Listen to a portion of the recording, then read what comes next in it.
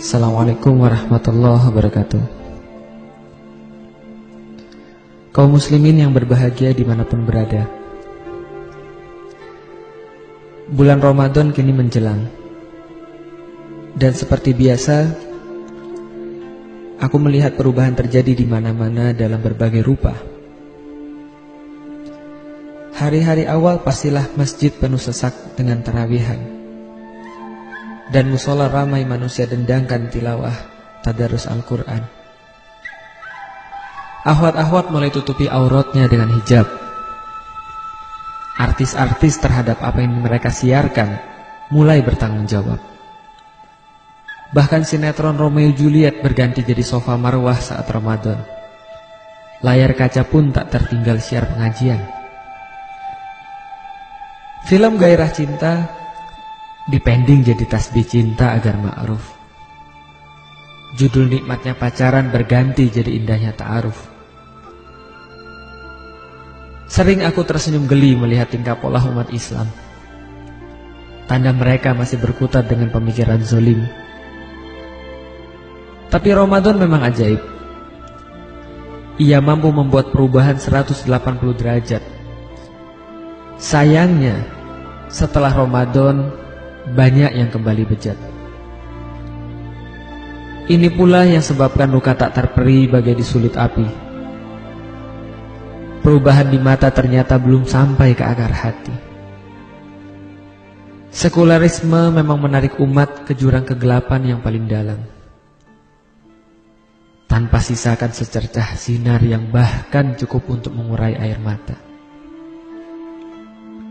Sekularisme ajarkan bahwasanya Allah pergi meninggalkan manusia dan tak lagi menghitung amalan manusia selain pada Ramadan yang mulia. Bagaimana bisa seorang muslim tahankan apa yang halal baginya karena Allah di waktu siang, namun justru berbuka dengan apa yang Allah haramkan? Dia menahan makanan, minuman karena Allah di siang hari, namun dia berbuka dengan riba dan hukum togut yang Allah benci.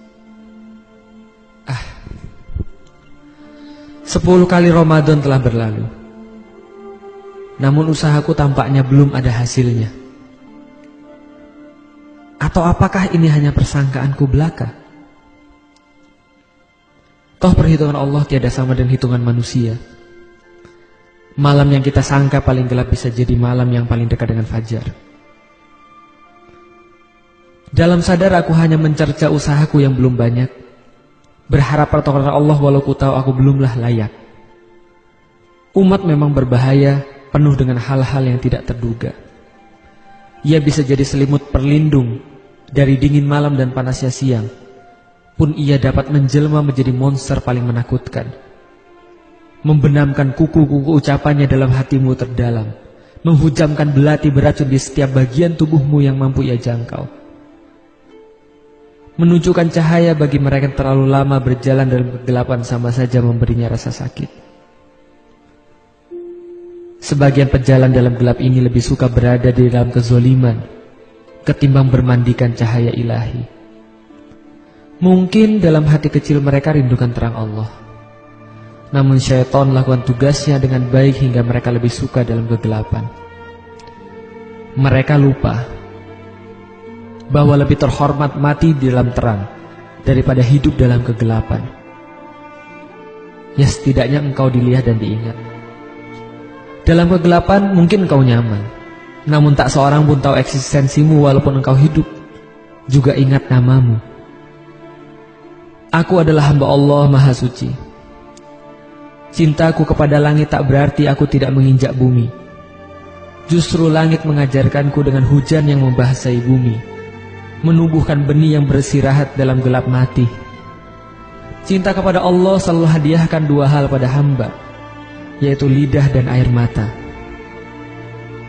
Aku selalu berdoa, semoga Allah memberikan semua pengemban dakwah mampu merengkuh kemuliaan Ramadan dan karunia yang Allah limpahkan di dalamnya.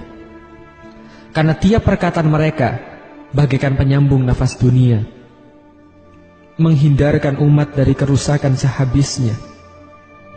Mungkin umat bagaikan laron yang tak suka dihalau api, Mungkin ia akan menggigit tangan yang berusaha menghalaunya dari kecelakaan. Namun bukankah itu kenikmatan dakwah yang juga dirasakan junjungan kita, Nabi besar Shallallahu Alaihi Wasallam, penghulu segala kebaikan?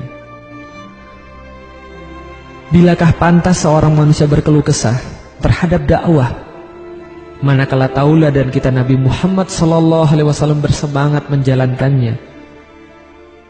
Benar, logam akan berkarat seiring waktu, namun emas tetaplah emas.